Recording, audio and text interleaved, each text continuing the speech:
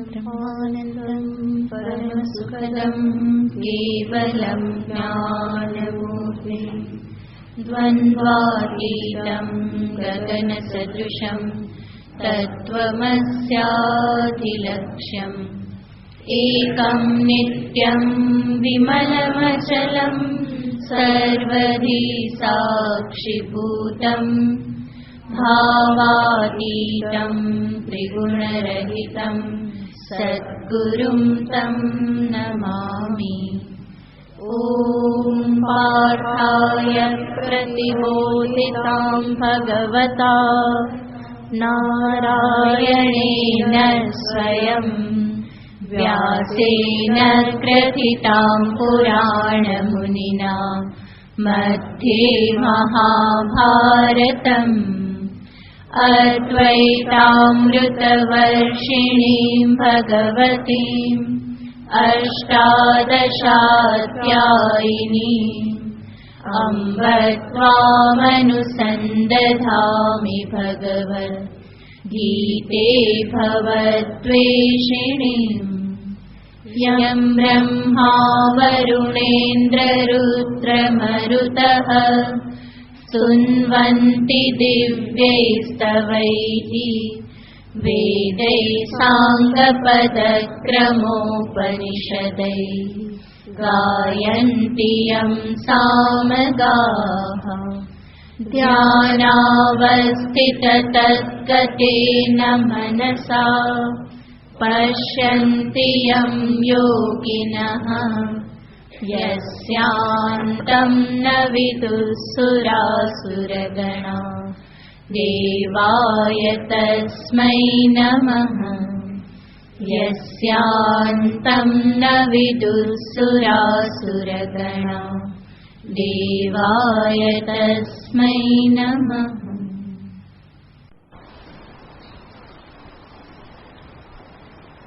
अर्जुन उवाच सन्न्यासस्य महाबाहो तत्त्वमिच्छामि वेदितुं त्यागस्य च ऋषिकेश पृथक् केशिनिषूदन।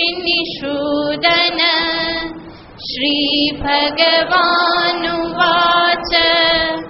काम्यानां कर्मणां न्यासं सन्न्यासं कवयो विदुः सर्वकर्मफलत्यागं प्राहुस्त्यागं विचक्षणाः। त्याज्यं दोषवदित्येके कर्म प्राहुर्मनीषिणः। यज्ञदानतपः कर्म न त्याज्यमिति चापरे निश्चयं शृणु मे तत्र त्यागे भरतसत्तम। त्यागो हि पुरुषव्याघ्र त्रिविधः सम्प्रकीर्तितः यज्ञदानतपः कर्म न त्याज्यं कार्यमेव तत्। यज्ञो दानं तपश्चैव पावनानि मनीषिणाम्। एतान्यपि तु कर्माणि सङ्गं त्यक्त्वा फलानि च कर्तव्यानीति मे पार्थ निश्चितं मतमुत्तमम्।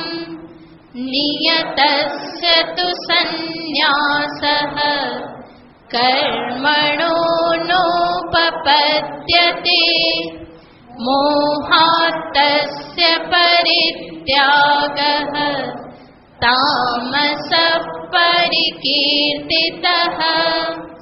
दुःखमित्येव यत्कर्म कायक्लेशकरं क्लेशभयात् त्यजेत् सकृत्वा राजसं त्यागम् नैव त्यागफलं लभेत्।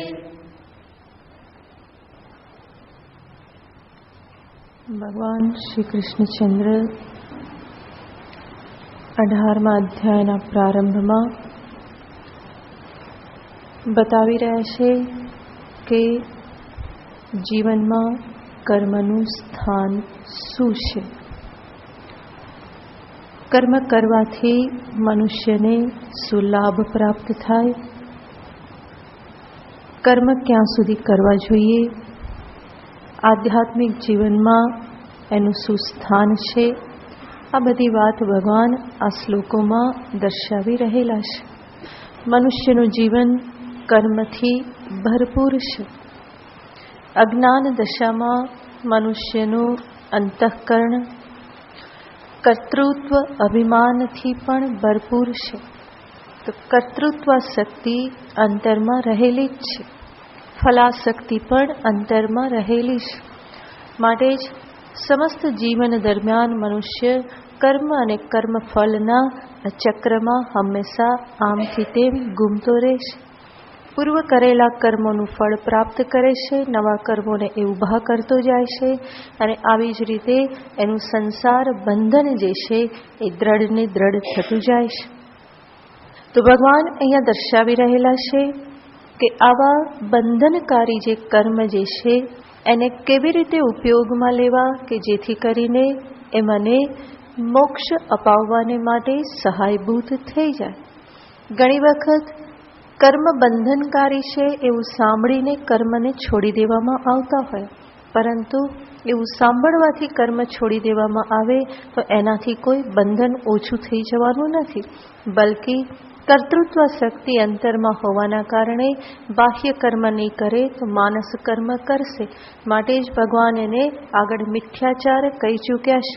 બાહ્ય ઇન્દ્રિયનો સંયમ કરે અને અંતરમાં એ કલ્પના કરતો રહે તો એ મિથ્યાચાર બની રહેશે. માટે માત્ર બંધનકારી છે એવું જાણીને એનો ત્યાગ કરવો એ કોઈ રીતે યોગ્ય નથી, પરંતુ જે કર્તૃત્વ શક્તિ કે ફલ માટેનું જે કંઈ પણ આકર્ષણ રહેલું છે એનો યોગ્ય ઉપયોગ મનુષ્યએ જીવનમાં કરવો જોઈએ. એનો અર્થ સમજપૂર્વક વિચારપૂર્વક એને કર્મ કરવા જોઈએ. માટે મનુષ્યનો અર્થ કહેવામાં આવ્યો છે મત્વા કર્માણી સીવ્યતિ, જે હંમેશા જાણીને વિચારીને કર્મો કરે, વ્યવહાર કરે, એને કહેવામાં આવે છે મનુષ્ય. ભગવાન એટલા માટે જ અહીંયા બતાવી રહેલા છે કે કેવી રીતે કર્મ કરવા અને કર્મ છોડવા પાછળનું રહસ્ય શું છે. ક્યારે કર્મ છોડવાના હોય કે કર્મ છૂટી જાય એ રહસ્યને પણ ભગવાન અહીંયા ઉદ્ઘાટિત કરે છે. તો જે કર્મ ત્યાગની વાત જે કરવામાં આવે છે, ભગવાને 3 પ્રકારના ત્યાગ અહીંયા દર્શાવ્યા છે. એક તો દર્શાવ્યો તામસિક ત્યાગ, રાજસિક ત્યાગ અને હવે પછી ભગવાન સાત્વિક ત્યાગને દર્શાવવાના છે. રાજસિક અને તામસિક ત્યાગ જે છે એમાં મનુષ્ય લિટરલી કર્મનો ત્યાગ કરી દે છે. આળસના કારણે, એને દુઃખદ સમજીને, ક્લેશના ભયના કારણે, અજ્ઞાનના કારણે, આવેશના કારણે એ કર્મને ત્યાગી દેશે. પરંતુ ભગવાન ક્યારેય પણ કર્મ ત્યાગના પક્ષમાં છે નહીં. વેદ શાસ્ત્ર સર્વ મહાપુરુષો એ ક્યારેય પણ કર્મ ત્યાગનો સીધો ઉપદેશ આપતા નથી, કારણ કે જાણે છે જ્યારે મનુષ્ય પરિપક્વ થઈ જશે તો કર્મ આપોઆપ છૂટી જવાના છે. માટે એ કહેવાની જરૂર નથી. જેવી રીતે મનુષ્યને ભૂખ લાગે તો એ આપોઆપ ભોજન કરવા પ્રવૃત્ત થાય છે અને પેટ ભરાઈ જાય તો એ ખાવાનું છોડી પણ દેવાનો જ છે. તો પેટ ભરાઈ ગયું પછી એ અન્નને ગ્રહણ નહીં કરે. કોઈ આગ્રહ કરે તો બીજી 1-2 રોટલી વધારે ખાઈ લે, પરંતુ એને વધારે બીજી 10 રોટલી એ ખાઈ શકવાનો નથી. એ પોતે જ ના પાડી દેશે કે ના, હવે બહુ થઈ ગયું. તો એવી જ રીતે કર્મના સંદર્ભમાં છે. કર્તૃત્વ શક્તિના કારણે મનુષ્ય કર્મથી ભરપૂર છે, જીવન કર્મથી ભરપૂર છે. પણ જ્યારે એને સમજાઈ જશે કે આ કર્મથી મારે જે મેળવવાનું હતું એ મને પ્રાપ્ત થઈ ગયું છે, હવે મારે જે જોઈએ તે કર્મ મને આપી નહીં શકે, તો કર્મ એના આપોઆપ છૂટી જવાના છે.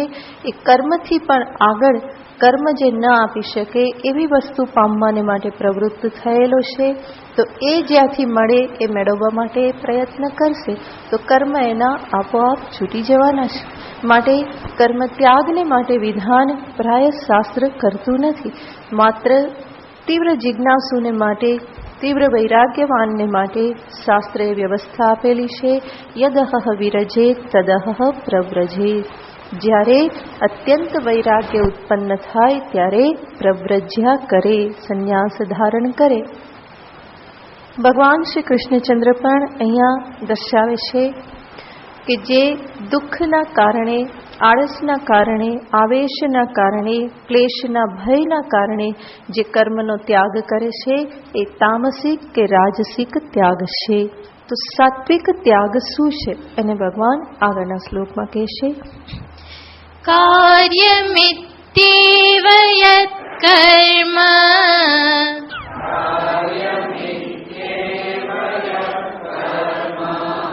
નિયતં ક્રિયતે અર્જુન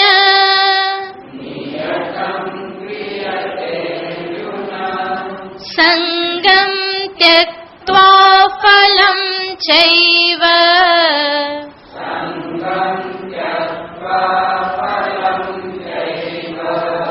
સત્યાગः સાત્વિકો મતઃ.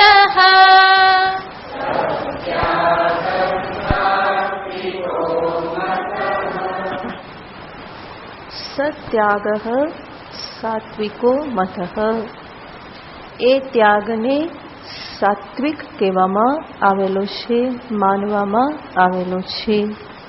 કયા ત્યાગને? તો ભગવાન કહેશે અહીંયા સાત્વિક ત્યાગમાં ભગવાન કર્મ ત્યાગને દર્શાવતા નથી, પરંતુ જે મનુષ્ય કર્મ કરવાનું ચાલુ રાખીને કર્મ પ્રત્યેની આસક્તિ, ફલ પ્રત્યેના સંગનો જે ત્યાગ કરે છે એને જ ભગવાન સાત્વિક ત્યાગ રૂપે દર્શાવે છે. તો કર્મમાં ફળ અને સંગનો ત્યાગ એ સાત્વિક ત્યાગ છે. તો ભગવાન કહેશે કર્મનો ત્યાગ ભગવાનને માન્ય નથી. ભગવાન કહેશે કાર્યમિત્યેવ યત્ કર્મ નિયતમ ક્રિયતે.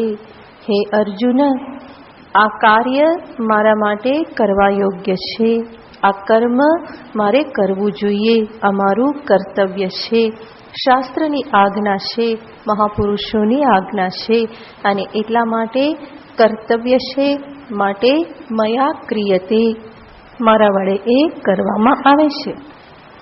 એ પ્રમાણે સમજીને નિયતમ ક્રિયતે, નિયત રૂપથી, નિશ્ચિત રૂપથી એને કરવામાં આવે. તો નિયત કર્મનો અર્થ આપણે પહેલા પણ જોયેલો છે. નિયત કર્મ જે નિશ્ચિત છે, નિત્ય કર્મ અને નિત્ય કર્મ સિવાય જે નૈમિત્તિકાદિ કર્મ પ્રાપ્ત થાય છે એ સર્વ કર્મને કઈ ભાવનાથી કરે છે? તો કે કાર્યમ, અમારા માટે કરણીય છે, કરવા યોગ્ય છે, એ પ્રમાણેની ભાવનાથી.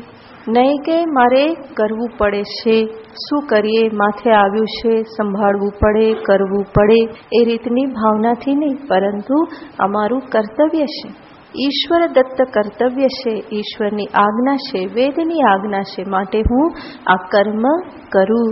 એ પ્રમાણેની ભાવનાથી નિયતમ ક્રિયતે, જે આ નિશ્ચિત નિત્ય કર્મ જે કરવામાં આવે, અને સાથે સાથે એ કર્મ કેવી રીતે કરવામાં આવે, કેવા ઉદ્દેશ્ય સાથે? સંગમ ત્યક્ત્વા ફલમ ચૈવ, સંગ અને ફલનો ત્યાગ કરીને. એટલે કર્મ ત્યાગ નહીં, પરંતુ કર્મ પ્રત્યેની આસક્તિ અને ફળ પ્રત્યેના સંગનો ત્યાગ. અને આવા જે કર્મ જે છે, આ સાત્વિક ત્યાગ જે છે એ અજ્ઞાની એવા મુમુક્ષુને, સાધકને અંતઃકરણ શુદ્ધિરૂપી મહાન ફલ પ્રદાન કરનાર છે. અને મુમુક્ષુ સાધકને એની બહુ જ આવશ્યકતા છે. આત્મજ્ઞાનને અર્થે શુદ્ધાંતકરણ અનિવાર્ય છે. અને એ શુદ્ધિ આ પ્રમાણેના સાત્વિક ભાવથી થયેલા કર્મ જે છે એ પ્રદાન કરે છે.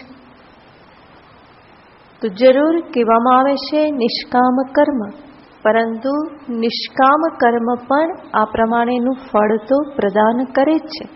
શાસ્ત્રમાં જે નિત્ય કર્મ કહેવામાં આવેલા છે એ નિત્ય કર્મનું કોઈ ફળ બતાવવામાં આવ્યું નથી, પરંતુ કોઈ ફળ ન હોય ત્યાં શું ફળ હોય છે?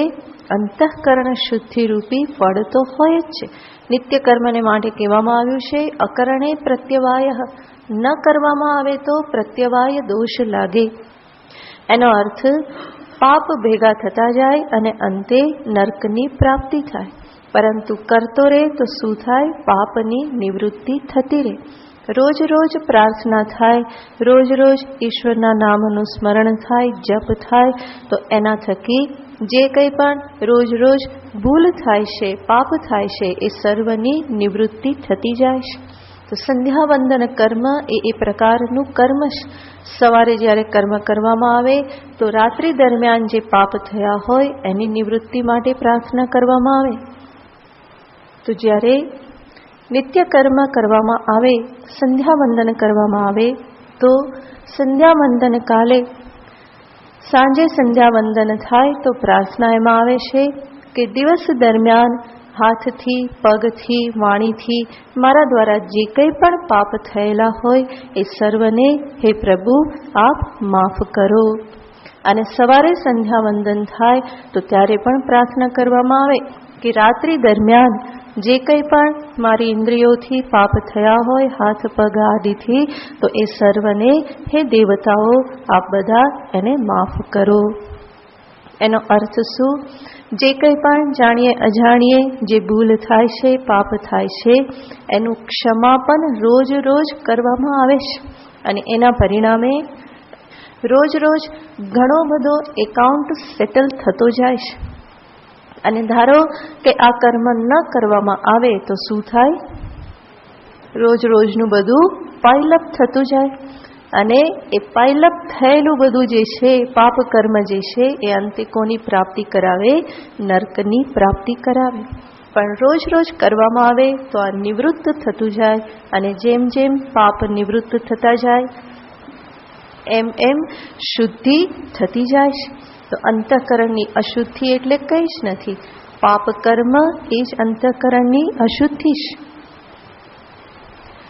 તો આ રીતે નિયત કર્મ જે છે એ સાધકને, મુમુક્ષુને, અજ્ઞાની મનુષ્યને આ પ્રમાણે પાપથી ઘણી બધી રીતે બચાવી લેશે. અને એટલું જ નહીં, સાથે સાથે કેટલું પુણ્ય પણ એ જરૂર પ્રદાન કરે જ છે. તો સત્પથે કરેલું કંઈ પણ મિથ્યા તો થતું નથી, વ્યર્થ તો જતું નથી. ઈશ્વરનું લીધેલું નામ પણ હંમેશા સફળ જ થાય છે. માટે કંઈક તો પુણ્ય પ્રાપ્ત થાય જ છે, પરંતુ એના પ્રત્યે સાધક દ્રષ્ટિ રાખતો નથી. તો એવા જે નિષ્કામ કર્મ જે છે એ અંતરને શુદ્ધ કરનારા બની રહેશે. એટલું જ નહીં, આ પ્રમાણે જ્યારે નિષ્કામ ભાવથી કર્મ કરે, જ્યારે ઈશ્વરાર્પણ ભાવનાથી જ્યારે કર્મ કરે, તો જરૂર એ પોતાના અંતરના જે કંઈ પણ માન્યતાઓ, ખ્યાલો, જીદ, દુરાગ્રહ, આ બધું જે છે એમાંથી પણ ધીમે ધીમે મુક્ત થતું જાય છે.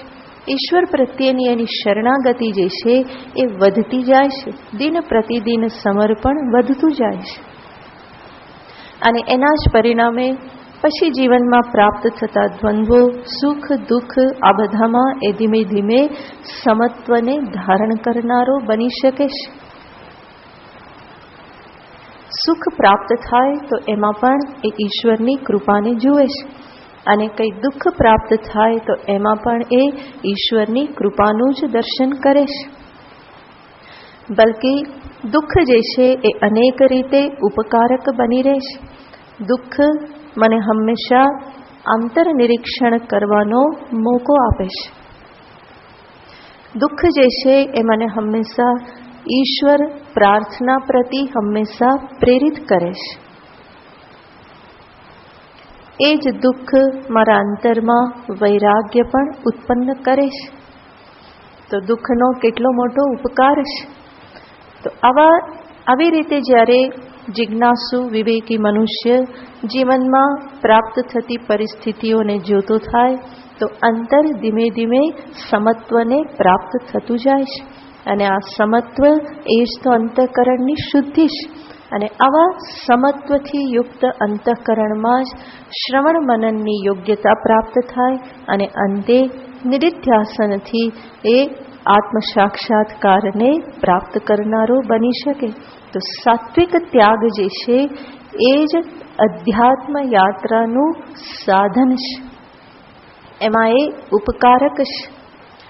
રાજસિક કે તામસિક ત્યાગ જે છે એ વધારે પતન કરનાર છે. માત્ર સંસાર પ્રાપ્ત કરાવનાર છે એવું નહીં, સંસારમાં પણ વધારે અધોગતિને પ્રાપ્ત કરાવનાર છે.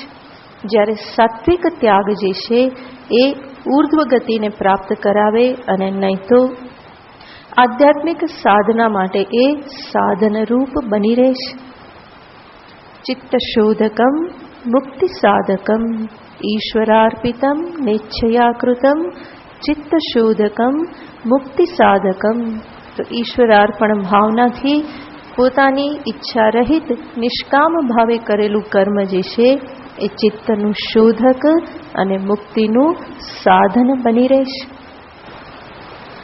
તો ભગવાન અહીંયા દર્શાવે છે કે આ સાત્વિક ત્યાગ જે છે એ જ મનુષ્યની શુદ્ધિ કરનાર છે. અને જેનાથી રોગ દૂર થાય એ દવા જ સારી દવા કહેવાય. મોંઘી દવાને સારી દવા કહેવાય નહીં, પરંતુ મારા માટે સારી દવા કઈ જે મારો રોગ દૂર કરે. માટે જ દુકાનમાં જઈને કહેવાય નહીં કે મોંઘામાં મોંઘી દવા બતાવો, મારે એ લેવી છે. તો પેલો દુકાનવાળો પણ કહેશે કે સારું બતાવું, પછી કઈ આપશે, ઠેકાણે લાવે, બરાબર ને, કે કંઈ ફરી ગયું લાગે છે. તો એવી રીતે દવા મોંઘી હોય એ સારી હોય એવું નહીં, પરંતુ જે મારા રોગને દૂર કરે એ મારા માટે શ્રેષ્ઠ દવા છે. એવી રીતે જે સમયે જે પ્રકારના સાધનની આવશ્યકતા હોય એને મારે અપનાવવું રહ્યું. અંતઃકરણમાં હજુ આવેશ આવતા હોય, ઉદ્વેગો પ્રાપ્ત થતા હોય, ખડભડાટ થતા રહેતા હોય તો ભગવાન કહેશે કે કોની આવશ્યકતા છે? આ પ્રમાણેના કર્મની આવશ્યકતા છે. તો ભગવાન સાત્વિક ત્યાગના પક્ષમાં છે. માટે ભગવાને કહ્યું કે સાત્વિકો ત્યાગ મતઃ. એ માનવામાં આવ્યો છે કોના વડે? ભગવાનનો જ મત છે કે આ સાત્વિક ત્યાગ છે. અને આ પ્રમાણે જે કર્મ કરે છે, કર્મ માટેની આસક્તિ ફલસંગ જ્યારે ત્યાગી અને કર્મ કરે તો અંતે એક કઈ સ્થિતિને પ્રાપ્ત કરે એને ભગવાન આગળના શ્લોકમાં કહે છે. ન ત્વેષ્ટ્ય કુશલમ કર્મ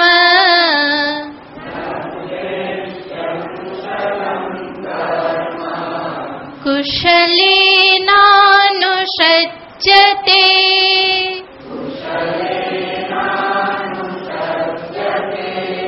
ત્યાગી સત્વસમાવિષ્ટો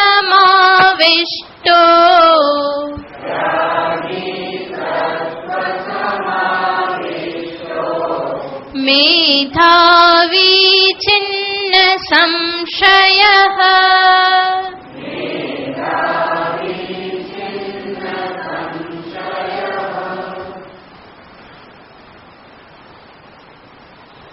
તો ભગવાન કહેશે કે આ પ્રમાણે સાત્વિક ત્યાગ કરનાર જે છે એ અંતે આ પ્રમાણેની સ્થિતિને પ્રાપ્ત કરે છે. ભગવાન ભાષ્યકાર પણ આ શ્લોકની સંગતિ એ પ્રમાણે જ દર્શાવે છે કે જે આ પ્રમાણે ફલાભિસંધિનો ત્યાગ કરી અને કર્મ કરે છે એનું અંતઃકરણ જે છે એ કેવું થઈ જાય છે? તો કે શુદ્ધ થાય છે. અકલુષી ક્રિયમાણમ. જે અંતઃકરણને કલુષિત કરતા નથી એવા આ સાત્વિક ત્યાગથી, સાત્વિક ભાવનાથી યુક્ત જે કર્મ જે છે એ સાધકના અંતઃકરણને સુસંસ્કૃત કરે છે, શુદ્ધ કરે છે. અને શુદ્ધ અંતઃકરણ એટલે શું? ભગવાન શંકરાચાર્યજી અહીંયા સરસ બે શબ્દ વાપરે છે.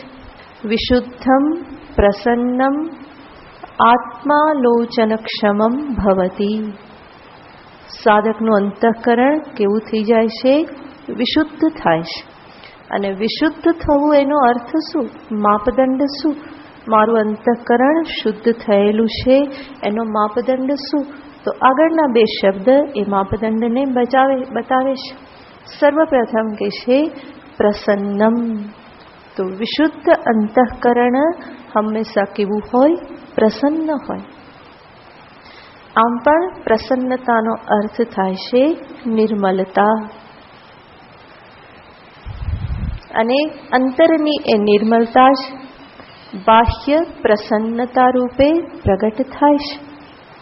આ પ્રસન્નતાનો અર્થ એવો નથી કે હંમેશા ખીખી જ કરતો રહે, હસતો જ રહે.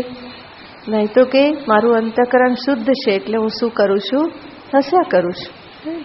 તો હસ્યા કરવું એ કોઈ શુદ્ધ અંતઃકરણનું માપદંડ નથી. પ્રસન્નનો અર્થ છે કે એ મનુષ્ય પોતાના જીવનમાં ગાંભીર્ય સાથે પણ એક પ્રકારની પ્રસન્નતાને, હળવાશને જે જાળવી શકે. તો જીવનમાં ગાંભીર્ય પણ હોય અને સાથે સાથે હળવાશ પણ હોય. પ્રસન્ન છે, નિર્મલ છે એનો અર્થ કે જે ઉદ્વેગોને, આવેશોને પ્રાપ્ત થતું નથી. જે થોડું સહજતાથી પરિસ્થિતિઓને સ્વીકારતા શીખી ગયેલું છે. જેનું મન સાપેક્ષ રીતે ફરિયાદોથી મુક્ત થયેલું છે. નહીં તો દિવસભરમાં કેટલી બધી ફરિયાદો. જો લિસ્ટ લખવા બેસીએ તો રોજની એક નોટબુક ભરાઈ જાય, ઓછી પડે. મન એટલું બધું ફરિયાદ કરતું હોય છે અને દરેક વિષયમાં ફરિયાદ હોય છે. સવારે ઉઠતાની સાથે આટલું વહેલું શા માટે ઉઠવાનું? આ શું રોજ ઉઠીને આટલું વહેલું ઉઠવાનું, નોકરીએ જવાનું, આમ કરવાનું, મારા કપડાના ઠેકાણા નહીં, બોલવાના ઠેકાણા નહીં, ખાવાના ઠેકાણા નહીં. નોકરીમાં જઈએ તો ત્યાં કોઈ સાંભળે નહીં, બહુ સરખો જવાબ નહીં આપે, પેલો પટાવાળો નહીં સાંભળે. તો ક્યાંથી બધું શરૂ થઈ જાય. સાંજે ઘરે આવીએ તો પાછું એનું એક કંઈ ને કંઈ ચાલતું હોય. કેટલી બધી ચિંતાઓ, બાળકની ચિંતા હોય, પરિવારની ચિંતા હોય. અને દરેક પરિણામે થાય આમ ના થયું, તેમ ના થયું, આવું થવું જોઈએ, તેવું થવું જોઈએ. તો કેટલું બધું સાથે સાથે ભગવાનને પણ સંભાળતો જાય. ભગવાન આટલું કરી દેજે ને, આટલું કરી દેજે ને, એ ચાલતો જાય ને સાથે સાથે કામ સોંપતો જાય. મંદિર પાસેથી નીકળે તોય કામ સોંપતો જાય. અંદર જવાની તો વાત દૂર હોય, પણ જરા કામ 10 સેન્ટીમીટર જેટલું આમ થોડુંક નમાવ્યું એમાં તો એ કેટલું પાછું ત્યાં કંઈ પણ દે કે જરા આટલું કરતો જજે, કાં તો કરી દેજે. શા માટે? કારણ કે જે વર્તમાન જે છે એ સ્વીકાર નથી, ફરિયાદ છે, આ બરાબર નથી. તો અનેક પ્રકારની ફરિયાદોથી મનુષ્યનું મન હંમેશા ભરાયેલું હોય છે. મન શુદ્ધ થયું એનું માપદંડ છે ફરિયાદો ઓછી થઈ. અને એ જ સાચી પ્રસન્નતા છે. જરૂર પોતાનું કર્તવ્ય નિભાવો. જે કંઈ પણ પોતાની ધારણાથી વિપરીત થાય ત્યાં એને સરખું કરવા ફરી પ્રયત્ન કરો. એની સામે પણ નાની પુરુષાર્થને પૂરેપૂરું પ્રાધાન્ય આપો જીવનમાં. પરંતુ સાથે સાથે એવું પણ સમજવું જોઈએ કે હંમેશા મારો પુરુષાર્થ જ બધું નિશ્ચિત કરે એવું હોતું નથી. પુરુષાર્થ સિવાય પણ કેટલાક ફેક્ટર છે જે ફળને નિશ્ચિત કરે છે. તો જ્યાં સુધી પુરુષાર્થ થઈ શકે હું કરવા માટે તૈયાર રહું. પણ જ્યારે ખ્યાલ આવે કે હવે પુરુષાર્થ કામ નહીં લાગે તો ત્યાં ઈશ્વર શરણાગતિ લેતા પણ આવડવી જોઈએ. જે છે એનો સ્વીકાર કરતા પણ આવડવું જોઈએ. અને હકીકતમાં પુરુષાર્થ પર્યાપ્ત માત્રામાં કર્યા પછી જ સ્વીકાર કરવાનો હોય. સ્વીકાર બુદ્ધિનું સ્થાન પછી જ આવે છે, પહેલાં નહીં. માટે પુરુષાર્થને જીવનમાં સ્થાન આપવાનું જ હોય. નહીં તો પહેલેથી સ્વીકાર કરશો તો બીજે દિવસે થશે કે આટલું કરી લીધું હોત તો સારું થાત, કેમ છોડી દીધું. ફરી પાછું કરવામાં લાગશો, ફરી થશે ના ના ના સ્વીકાર કરી લઉં, ફરી સ્વીકાર કરશો, ફરી 2 દિવસ પછી થશે ના ના થોડું હજુ થોડી મહેનત કરી લીધી હોત તો સારું થાત. એવી રીતે નહીં, પૂર્ણ માત્રામાં જેટલું સામર્થ્ય છે, જેટલા ઉપાયો છે એ બધા જીવનમાં અપનાવો. પણ જ્યારે ખ્યાલ આવે કે હવે કંઈ કામ લાગે એવું નથી, ત્યારે હે પ્રભુ ત્વમેવ શરણમ, હરી ઈચ્છા બલીયસી, ભગવાનની ઈચ્છા માની અને સ્વીકાર કરી લેવાનું હોય. તો આ રીતે જીવનમાં જેટલે અંશે ફરિયાદો ઓછી થાય, ઉકળાટ ઓછો થાય, બેબાકડાપણું ઓછું થાય, એ બધું કોને બતાવે છે? અંતઃકરણની શુદ્ધિને બતાવે છે. તો ભાષ્યકાર કહેશે વિશુદ્ધમ પ્રસન્નમ, અને બીજો શબ્દ વાપરે છે આત્માલોચનક્ષમમ ભવતી. સાથે સાથે એ આત્મ આલોચન કરવામાં સમર્થ બને છે. અહીંયા આત્મ શબ્દના 2 અર્થ થાય. એક તો વધારે સારી રીતે આંતરનિરીક્ષણ કરવા સમર્થ બને છે, કારણ કે જેમ જેમ અંતઃકરણ શુદ્ધ થાય એમ એમ એ તટસ્થ રૂપે વિચાર કરતો થાય છે. જરૂર શુદ્ધિના મૂળમાં પણ આંતરનિરીક્ષણ રહેલું જ છે, પણ આંતરનિરીક્ષણથી શુદ્ધિ થાય, શુદ્ધિથી વધારે સારી રીતે આંતરનિરીક્ષણ થાય, વધારે સારું આંતરનિરીક્ષણ થાય તો વધારે શુદ્ધિ થાય. તો એ પરસ્પર એકબીજાના ઉપકારક બની રહેશે. અને આત્મા શબ્દનો બીજો અર્થ થાય કે શુદ્ધ થયેલું અંતઃકરણ આત્મવિચાર કરવાને માટે સમર્થ બને છે, આધ્યાત્મિક ચિંતન કરવાને માટે એ હવે યોગ્ય બને છે. શુદ્ધ અંતઃકરણ, શુદ્ધ થયેલું મન શ્રવણ મનન નિધિધ્યાસન કરવા માટે અધિકારી બને છે. કારણ કે અશુદ્ધિ જે છે એના પરિણામે સહજ રીતે જીવનમાં અંતર્મુખતા આવશે, બહિર્મુખતા એની ઓછી થશે. રાગ દ્વેષાદિ કામ ક્રોધાદિ અશુદ્ધિ જે છે એ જ મનુષ્યને બહિર્મુખ બનાવે છે. જેટલે અંશે અશુદ્ધિ ઓછી એટલે અંશે એ અંતર્મુખ થતો જવાનો છે.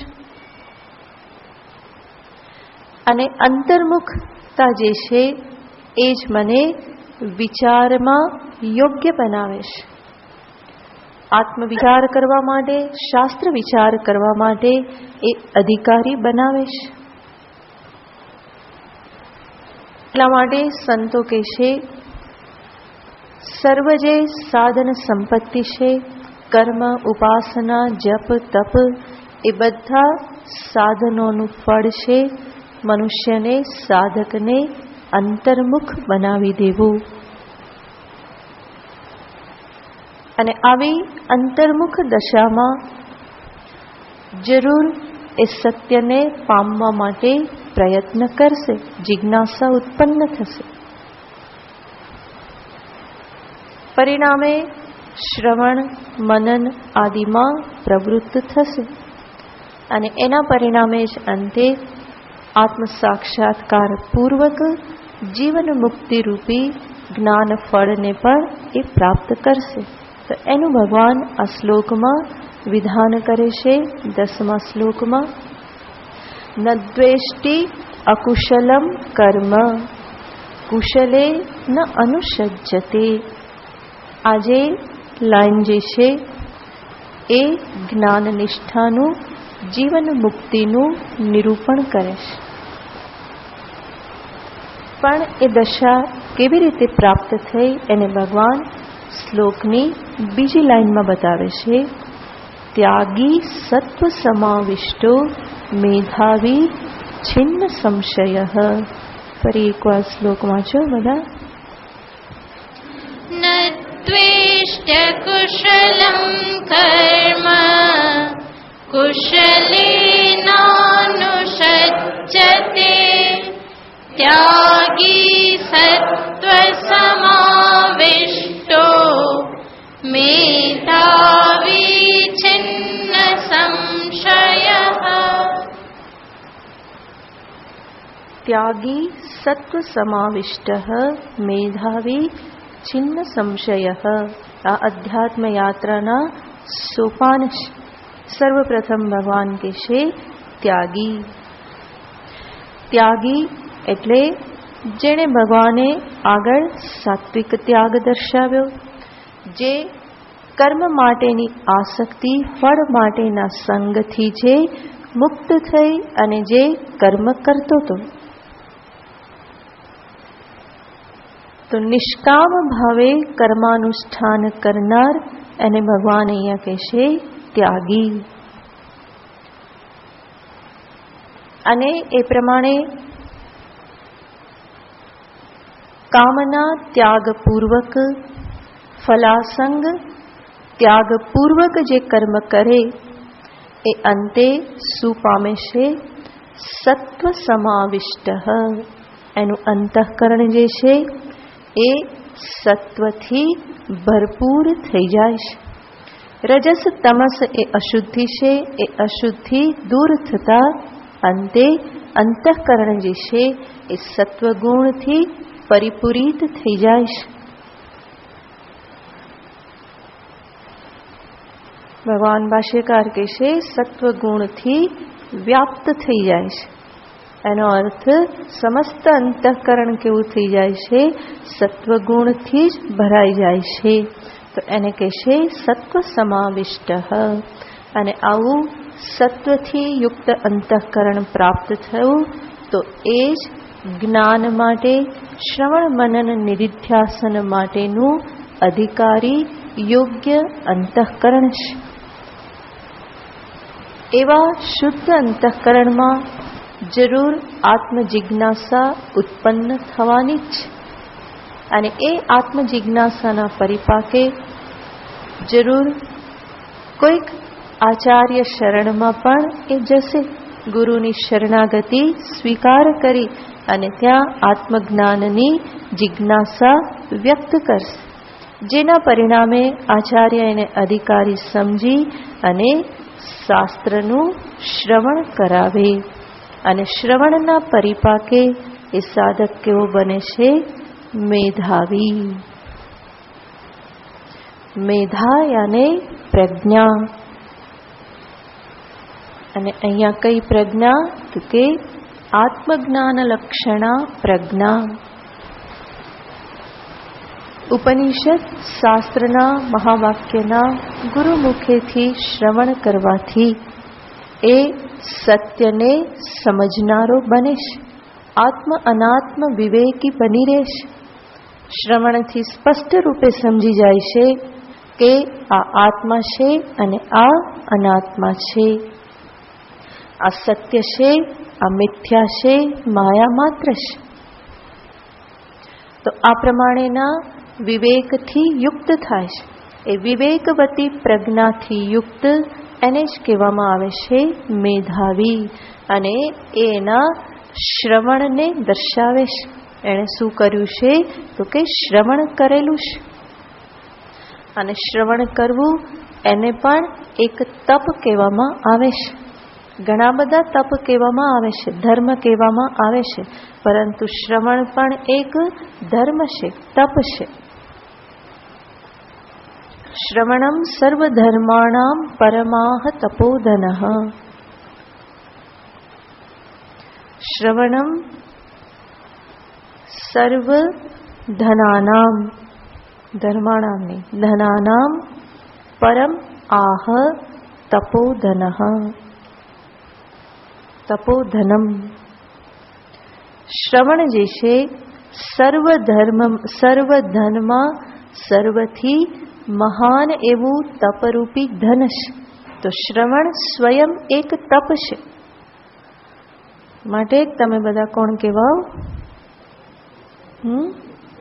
જોરથી બોલો, વાંધો ને. તપસ્વી, બરાબર ને? બધા તપસ્વી છે. નિયમિત સત્સંગમાં આવવું એ બહુ મોટું તપ છે, સામાન્ય વસ્તુ નથી. ગરમીમાં, ઠંડીમાં, વરસાદમાં બધામાં નિયમિત આવતા રહેવું, નીચે બેસીને સાંભળવું, પગ દુખે તોય ઊંચા નીચા થવું, નીચે ના બેસાય તો ખુરશીમાં શરમે શરમે શરૂઆતમાં બેસવું, બરાબર ને? જે પેલા નીચે બેસતા હોય ને પછી બહુ સંકોચ થાય કે ખુરશી પર બેસવું પડે, કંઈ વાંધો નહીં.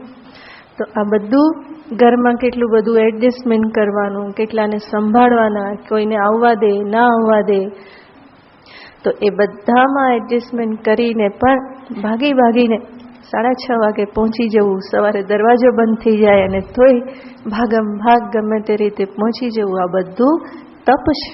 માટે જ બધા તપસ્વી છે. ભગવાનની બહુ મોટી કૃપા છે કે આવું તપ કરવાનો તમને અવસર આપ્યો છે અને એના માટેની ઈચ્છા આપેલી છે. તો શ્રવણ સ્વયં એક તપ છે. તો તમે બધા તપ કરી જ રહ્યા છો. તમારા તપના કારણે જ અહીંયાથી ભગવાન બોલાવે છે, બાકી તો બોલાય પણ નહીં ને. જેની જિજ્ઞાસા હોય, તત્પરતા હોય, એ તત્પરતા જ બોલવા માટે પ્રેરિત કરે. તો એ સામાન્ય તપ નથી ને. મહાન તપ હોય તો જ એ શાસ્ત્રના શબ્દોને બોલવા માટે પ્રેરિત કરે. તો શ્રવણ સ્વયં એક તપ છે. તમે લોકો આવું તપ કરતા રહો. એવી કૃપાનિધિને પ્રાર્થના કે એ ઈચ્છા હંમેશા બનાવી રાખે. શ્રવણ મનન નિત્ય નિરંતર કરતા રહેવાના જ હોય. આત્મજ્ઞાન પ્રાપ્ત થયા પછી પણ સંતો સાથે મળીને આત્મચર્ચા કરતા રહેતા હોય છે. કોઈ પ્રયોજન નથી. અવિદ્યા નિવૃત્તિ થઈ ગઈ અને છતાં પણ શ્રવણ મનન કરતા રહે. આપણે જાણીએ છીએ, શાસ્ત્રમાં નિરૂપણ આવે છે, સનકાદિ ઋષિ હંમેશા શું કરે છે? સત્સંગ કરે છે. ચારે હંમેશા સાથે હોય. ગમે ત્યારે કોઈ એક વ્યાસપીઠ ઉપર બેસી જાય અને બાકીના 3 નીચે બેસી અને શ્રવણ કરે. ફરી થોડું પાછું આગળ ચાલ્યા અને ફરી કોઈ એક વ્યાસપીઠ પર બેઠું, બાકીના 3 શ્રવણ કરે. તો જ્ઞાન ચર્ચા, સત્સંગ ચર્ચા હંમેશા એમના વચ્ચે થતી રહેશે. એ બધા તો જ્ઞાની છે, કોઈ એને આવશ્યકતા નથી, પણ છતાં પણ આ પ્રમાણે કરતા રહેશે. તો શ્રવણ જે છે એ મહાન તપ છે.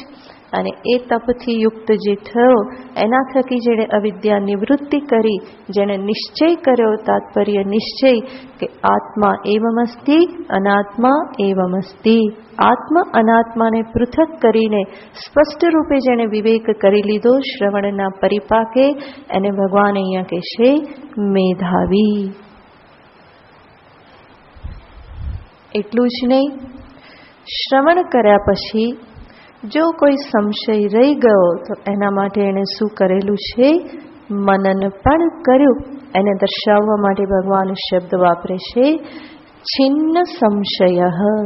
મનનનું જ પરિણામ છે સંશય નિવૃત્તિ.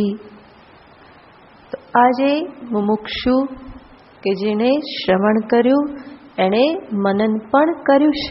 આત્મજ્ઞાન માટેના જે સાધન શ્રવણ, મનન, નિધિધ્યાસન, એમાં શ્રવણ અને મનનને ભગવાન અહીંયા દર્શાવે છે. જેનું મનન પણ પર્યાપ્ત થયું, કોઈ પ્રકારના સંશય રહ્યા નહીં, તો એ વ્યક્તિ આપોઆપ જ નિધિધ્યાસનમાં પ્રવૃત્ત થઈ જશે. અને એ નિધિધ્યાસનથી વિપર્ય નિવૃત્ત થતા જે સાંભળેલું સત્ય જે છે એ જ પ્રતિબંધ રહિત થઈ અને અંતઃકરણમાં પ્રગટ થાય છે. એ આત્મ સાક્ષાત્કારને પ્રાપ્ત કરે છે. અને એ જે આત્મજ્ઞાન નિષ્ઠા જે છે એને ભગવાન અહીંયા દર્શાવે છે. ન દ્વેષ્ટિ અકુશલમ કર્મ કુશલે નાનુસજ્જતિ. તો હવે એને કઈ સ્થિતિ પ્રાપ્ત થયેલી છે કે છે અકુશલમ કર્મ ન દ્વેષ્ટિ.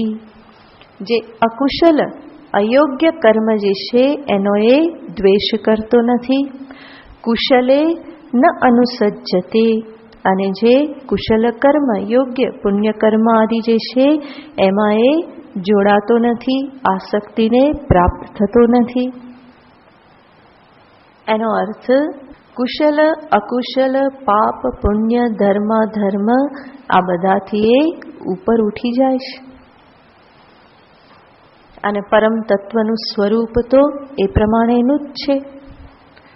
માટે જ નચિકેતા યમરાજાને પૂછે છે, અન્યત્ર ધર્માત અન્યત્રા ધર્માત અન્યત્રાસ્માત કૃતા કૃતાત અન્યચ્ચ ભૂતાચ્ચ ભવ્યાચ્ચ યત્તત પશ્યસી તદ્વદ. તમે જે આવું તત્વ જોઈ રહ્યા છો એ મને કહો, જે તત્વ કેવું છે? અન્યત્ર ધર્માત અન્યત્રા ધર્માત, જે ધર્મ અને અધર્મથી પર છે. તો એ જ તત્વ તો આત્મતત્વ છે, બ્રહ્મ તત્વ છે, કે જે ધર્મ ધર્મરૂપી કે પાપ પુણ્યરૂપી દ્વંદ્વથી જે પર છે. તો એ જે તત્વમાં જે નિષ્ઠ થયો એની વ્યાવહારિક અભિવ્યક્તિ પણ કેવી થઈ જાય છે? તો કે દ્વંદ્વમાં ઉદાસીન ભાવ.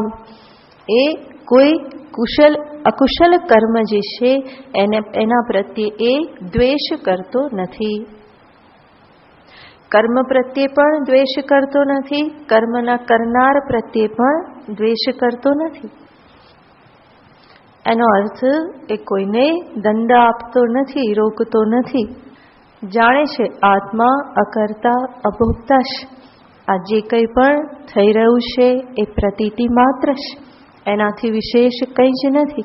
તો એ પ્રમાણેની દ્રષ્ટિ હોવાના કારણે અકુશલમ ન દ્વેષ્ટિ અને કુશલે નાનુસજ્જતે. હું ધર્મ કર્મ કરી લઉં, પુણ્ય કર્મ કરી લઉં કે પછી લોકોને પુણ્ય કર્મમાં હું લગાડી દઉં, આ પ્રમાણેની સર્વ ભાવનાથી એ મુક્ત થઈ જાય છે. એનો અર્થ એ પોતાના પૂર્ણ સ્વરૂપમાં સ્થિત થઈ જાય છે. કંઈ કરવું ન કરાવવું એના માટેનો કોઈ આગ્રહ નથી. સહજ રીતે પ્રારબ્ધ જે પ્રમાણે જીવન પૂરું કરાવે એ પ્રમાણે જીવન પૂરું કરી નાખવાને માટે એ તૈયાર છે. જે પોતાના પરિપૂર્ણ આત્મ સ્વરૂપમાં સ્થિત થઈ ગયેલો છે, કે જ્યાં નથી દ્વેષ નથી રાગ, રાગ દ્વેષ બંનેથી મુક્ત. કહેવામાં આવ્યું છે વિરક્તો વિષય દ્વેષ્ટા રાગી વિષયાસક્ત. જે વિરક્ત જે છે એ કોણ છે? તો કે એ વિષયનો દ્વેષ્ટા, દ્વેષ કરનાર છે, વિષયનો તિરસ્કાર કરે છે, ભાગે છે. અને રાગી વિષય લોલુપ. રાગી એટલે કોણ? જે વિષયનો લોલુપ છે, એક વિષયની તરફ ભાગે છે અને એક વિષયથી ભાગે છે. બરાબર? એક વિષય બાજુ દોડે છે અને એક વિષયથી વિપરીત દિશામાં દોડે છે. અને આ પ્રમાણે જ્યાં સુધી દોડવું પડે એક બાજુ કે બીજી બાજુ, એ અંતિમ સ્થિતિ તો નથી જ. ઉત્તર બાજુ કે દક્ષિણ બાજુ, પૂર્વ બાજુ કે પશ્ચિમ બાજુ, ક્યાંય પણ દોડવું પડે, ભાગવું પડે, તો એ સહજ સ્થિતિ તો નથી જ. તો સહજ સ્થિતિ કઈ છે? સહજ સ્થિતિનો અર્થ છે ગ્રહમોક્ષ વિહીનસ્તુ. ગ્રહમોક્ષ વિહીનસ્તુ ન વિરક્તો ન રાગવાન. જેને કંઈ ગ્રહણ પણ કરવાનું નથી ને કંઈ છોડવાનું પણ નથી. વિષયને પકડવાના નથી, વિષયથી ભાગવાનું નથી. અને એટલા માટે એ નથી વિષયનો રાગી કે નથી વિષયનો વૈરાગી. વૈરાગ્ય જરૂર આવશ્યક હતો. જેના માટે વૈરાગ્ય આવશ્યક હતો એ પ્રયોજન સિદ્ધ થઈ ગયું. માટે હવે એ પ્રમાણેના તિરસ્કાર આદિની પણ આવશ્યકતા નથી. તો આજે જ્ઞાન નિષ્ઠા જે છે એ એક પરમ સમત્વની સ્થિતિ છે. અને ભગવાન એને જ અહીંયા દર્શાવી રહેલા છે. જેણે યોગ્ય રીતે, યોગ્ય દિશામાં, યોગ્ય ઉદ્દેશ્યથી કર્મ કર્યા, યોગ્ય ભાવનાથી કર્મ કર્યા, એ અંતે ક્યાં પહોંચે છે? આ સ્થિતિ સુધી, જીવન મુક્તિ સુધી એ પહોંચી જાય છે. તો આ રીતે ભગવાને અહીંયા એ કર્મથી સાત્વિક ત્યાગથી અંતે પ્રાપ્ત થતી આ જીવન મુક્તિ દશાને ભગવાને દર્શાવી. ભગવાનને ફરી ફરીને લાગે છે કે મનુષ્ય જો અપરિપક્વ અવસ્થામાં કર્મને છોડી દે તો એને બહુ મોટું નુકસાન થવાનું છે, અને એટલા માટે ફરી ફરીને ઉપદેશ આપે છે. આપણને એમ થાય કે આ કેટલી વાર કહેવાના આવે, પરંતુ ભગવાન જાણે છે કે મનુષ્યનું મન કેવું છે. એક બે વાર કહેવામાં તો રેકોર્ડ નહીં થાય, માટે વારંવાર કહેતા રહેવું પડે. તો અનેક વખત ભગવાન એકની એક વાત ફરી ફરીને બતાવે છે. તો જેવી રીતે સંતાનના હિતમાં હોય તો માતા પિતા ફરી ફરીને એ વાતને દર્શાવે છે, એવી જ રીતે ભગવાન કૃષ્ણચંદ્ર કે જે અનેક માતા પિતા કરતા અનેક ગણું હિત જીવનું ઝંખે છે, એવા ભગવાન પુરુષોત્તમ ફરી ફરીને જીવને બતાવે છે કે કર્મ કરવા કેવી રીતે કરવા, કર્મથી શું પ્રાપ્ત થાય, નહીં વચ્ચે નહીં કરો અને અધવચ્ચે છોડી દીધા તો શું નુકસાન થશે, ફરી ફરીને બતાવે છે. બીજા અધ્યાયથી આ શરૂ થયું હતું, ક્યાં સુધી ચાલે છે? 18મા અધ્યાયમાં હજુ પણ ભગવાન એ વાતને ફરી ફરીને કહે છે. તો આગળના શ્લોકમાં ભગવાન કહે છે કે જે અજ્ઞાની છે એ સંપૂર્ણપણે કર્મ ત્યાગ કરવાને માટે સમર્થ નથી જ, માટે એવું ગાન પણ એણે કરવું જોઈએ નહીં. નહીં દેહ ભૃતા શક્યમ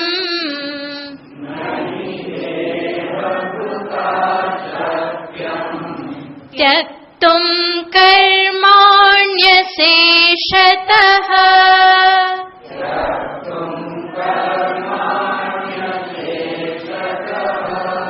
यस्तु कर्मफलत्यागी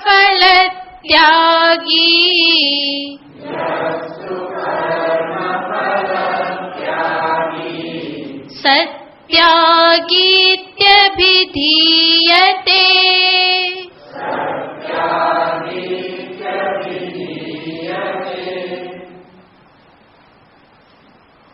यह तु कर्मफल त्यागी सत्यागी इति अभिधीयते. જે કર્મફળનો ત્યાગ કરે છે એને જ ત્યાગી કહેવામાં આવે છે. તો ફરી એ જ વાત ભગવાને કરી અને આગળ કહેશે નહીં દેહભૃતા કર્માણી અશેષતઃ ત્યક્તુમ શક્યમ. દેહભૃતાનો અર્થ થાય છે દેહ ધારણ કરનાર જીવ વડે, અજ્ઞાની મનુષ્ય વડે. દેહભૃત દેહને ધારણ કરનાર અને દેહભૃતા દેહને ધારણ કરનાર વડે. જે દેહને ધારણ કરે છે એના વડે અશેષતઃ સંપૂર્ણપણે કર્મનો ત્યાગ કરવો સંભવ નથી. આપણને સ્વાભાવિક પ્રશ્ન થાય, દેહને ધારણ કરવો એટલે શું? બધા ધારણ કરે જ છે ને, અજ્ઞાની હોય કે જ્ઞાની હોય, બંને શું કરે છે? દેહ ધારણ કરે છે. તો એનો ઉત્તર છે ભગવાન જ્યારે કહેશે કે દેહભૃત દેહને ધારણ કરનાર, એનો અર્થ છે દેહમાં આત્માભિમાન કરનાર. દેહ ધારણ થવો એનો અર્થ દેહની સાથે તાદાત્મ્ય સંબંધ કરવો, એના થકી દેહનું ધારણ થવું છે. દેહને ધારણ કરવો એનો અર્થ છે અહંત્વેન દેહને ધારણ કરવો. આ હું છું એ પ્રમાણે દેહમાં માનવું, દેહને સમજવો, એને ભગવાન અહીંયા કહેશે દેહભૃત. એ પ્રમાણેનો અહમ તરીકે દેહને જ્ઞાની ધારણ કરતા નથી, પરંતુ દેહની સાથેનો તાદાત્મ્ય સંબંધ એ જ દેહને ધારણ કરવું છે. નહીં તો દેહને ધારણ કરવું એટલે એવું નહીં કે કોઈ વ્યક્તિ લાકડી ધારણ કરે તો એવી રીતે દેહને ધારણ કરે. એવી રીતે ધારણ કરે તો બહુ સરસ કહેવાય. અસંગત્વેને ઊભો રહેશ. લાકડીને જેમ પોતાથી જુદી રીતે જુએ એવી રીતે દેહને પણ પોતાનાથી જુદી રીતે જુએ તો બહુ સરસ. પણ એવી રીતે જોવાતું નથી. દેહને કેવી રીતે જોવાય છે? હું જ હું જ છું એ પ્રમાણે દેહને જોવામાં આવે છે. અને એ અજ્ઞાન દશા છે. તો ભગવાન કહેશે કે આવા અજ્ઞાની મનુષ્ય જે છે એ સંપૂર્ણપણે કર્મનો ત્યાગ ક્યારેય પણ કરી શકે નહીં. જે માને છે દેહ હું છું, દેહ મારો છે, અને પરિણામે દેહના પરિવર્તનો, દેહના વિકારો, દેહની મર્યાદાઓ આ બધું જ કોનું બની જાય છે? પોતાનું બની જાય છે. તો જ્યાં તાદાત્મ્ય સંબંધ એનું જે કંઈ પણ હોય એ બધું અહમની ઉપર આવવાનું જ છે, હુંની ઉપર આવવાનું છે. તો ભગવાન કહેશે એવા અજ્ઞાની મનુષ્યને માટે, અજ્ઞાની મનુષ્ય જે અહમ એ પ્રમાણેનું અભિમાન કરે છે. અને એટલું જ નહીં, દેહમાં જે અહમ અભિમાન કરે એ દેહથી થતા કર્મ, અંતઃકરણથી થતા કર્મ આ બધામાં પણ શું કરવાનો? અહમ એ અભિમાન કરવાનો. અહમ કરતા એ પ્રમાણેનું અભિમાન એ કરવાનો જ છે. જ્યાં સુધી કર્તૃત્વમાં મિથ્યાત્વ નિશ્ચય ન થાય ત્યાં સુધી કર્મ કર્તૃત્વ અભિમાનથી થતા જ રહેવાના છે. અને કર્તૃત્વમાં મિથ્યાત્વ નિશ્ચય થયો તો એ જ તો આત્મજ્ઞાન છે. અને પછી જે કંઈ પણ દેહથી થાય એ પોતાનું તો નથી, દેહ દ્વારા થયા કરે છે. વિવેકી જાણે છે કે હું આ કરતો નથી. નૈવ કુર્વન્ન કારયન, હું કંઈ કરતો નથી, કરાવતો નથી. સુખમાસ્તે, સુખપૂર્વક એ રહેશે. તો કર્તૃત્વ અભિમાન, કારયિતૃત્વ આ સર્વથી મુક્ત થઈ જાય છે જ્ઞાનના પરિણામે. પણ એવું જ્ઞાન જ્યાં સુધી પ્રાપ્ત ન થાય ત્યાં સુધી કર્મનો ત્યાગ થઈ શકતો નથી. અને ત્યાગ થઈ શકતો નથી છતાં પણ પેલો કે મેં તો બધું ત્યાગી દીધું, તો એ ભ્રમણા માત્ર છે. ભગવાન ત્રીજા શ્લોકમાં જ કહી ચૂકેલા છે, નહીં કશ્ચિત ક્ષણમપી જાતુ તિષ્ઠત્ય કર્મકૃત. કર્મ કર્યા વગર કોઈ ક્ષણ પણ રહી શકવાનું નથી. અને કે મેં બધું ત્યાગી દીધું તો એ સંભવ બનવાનું નથી. માટે ભગવાનનો કહેવાનો આશય છે જ્યાં સુધી આ પ્રમાણે દ્રઢ કર્તૃત્વ અભિમાન છે ત્યાં સુધી શું કરતા રહેવું જોઈએ? કર્મ કરતા રહેવા જોઈએ. અને કેવી ભાવનાથી? કર્મ ફળના ત્યાગપૂર્વક અનાસક્તિ ભાવથી કર્મ કરતા રહેવું જોઈએ. વિશેષ પછી ઓમ પૂર્ણમદ પૂર્ણમિદં પૂર્ણાત પૂર્ણમુદચ્યતે પૂર્ણસ્ય પૂર્ણમાદાય પૂર્ણમેવાવશિષ્યતે. ઓમ શાંતિ શાંતિ શાંતિ. હરિ ઓમ શ્રી ગુરુભ્યો નમઃ. હરિ ઓમ. જય નંદ મુકુંદા નંદ ગોવિંદા, જય જય ગોપાલા. જય નંદ મુકુંદા નંદ ગોવિંદા, જય જય ગોપાલા. ગોવિંદા માધવા ગોપાલા કેશવા. ગોવિંદા માધવા ગોપાલા કેશવા. ગિરધારી જય રાધે ગોપાલા. ગિરધારી જય રાધે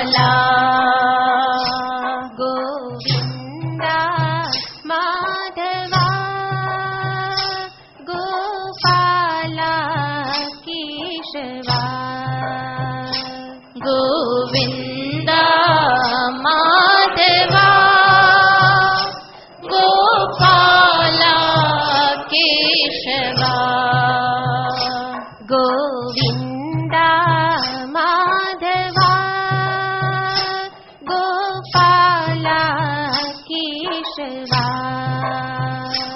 गोविन्दा माधवा गोपाला केशवा जय नन्द मुकुन्दा नन्द गोविन्दा जय जय गोपाला जय नन्द मुकुन्दा नन्द गोविन्दा जय जय गोपाला जय नन्द मुकुन्दा नन्द गोविन्दा जय जय गोपाला जय नन्द मुकुन्दा नन्द गोविन्दा जय जय गोपाला गोविन्दा माधवा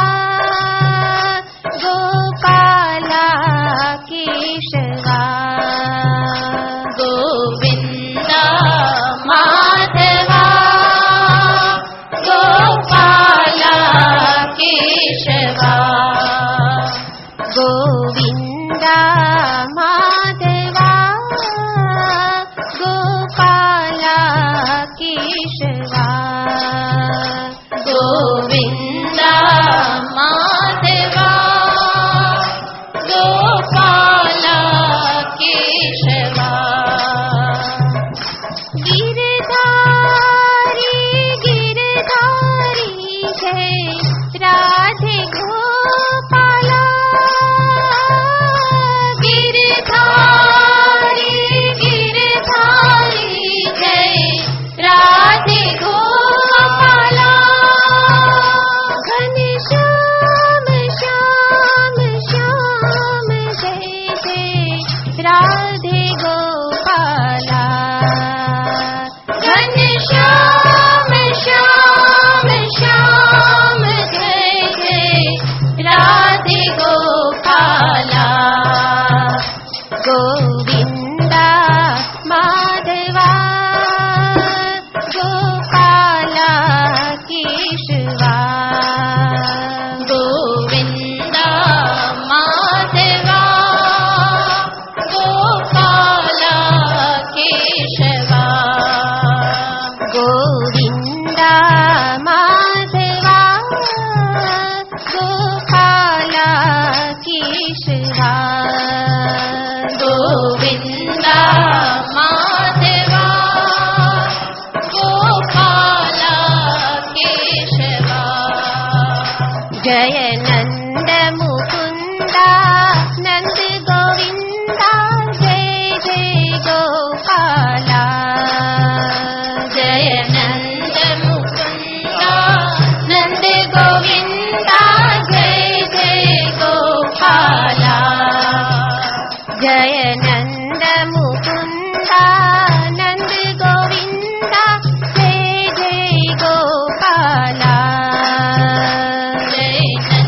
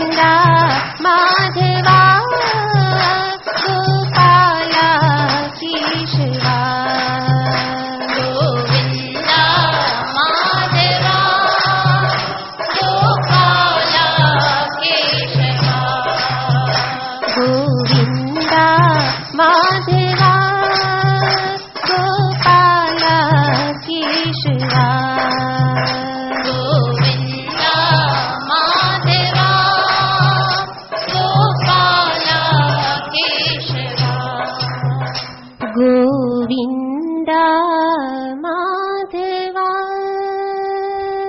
गोपाला केशवा गोविन्दा माधवा गोपाला केशवा। बोल श्री कृष्णचंद्र भगवान की जय। राजा रामचंद्र भगवान की जय। श्री कृपानिधि महादेव की जय। सद्गुरुदेव की जय। नमः पार्वती पतये हर हर महादेव।